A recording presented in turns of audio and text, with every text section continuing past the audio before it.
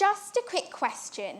How many of you in this room check the chairs that you're currently sitting on to see whether it would actually hold you up? Apostle Paul describes faith as the confidence in what we hope for and assurance about things, though we may not be able to see them. When we look at this definition, we can see that faith is the ability to trust in things, though we may not see them. So if we can have faith in the little things like our chairs, why do we struggle to have faith in ourselves?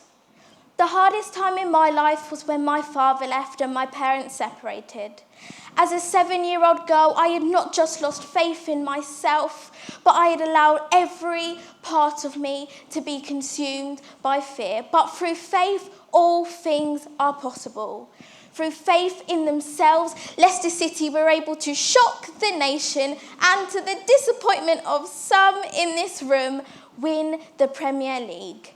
Through conquering his fears and enabling his faith, Martin Luther King was able to march thousands of black people onto Selma and towards their civil rights. If it wasn't for Martin Luther King conquering his fears and stopping his fears from delivering what was laid on his heart, I may not be able to stand before you all today. By me conquering my fears and enabling my faith, I take every opportunity I have to see my dad. John Jordan says, "What room does fear have? What room does fear have when you make room for faith?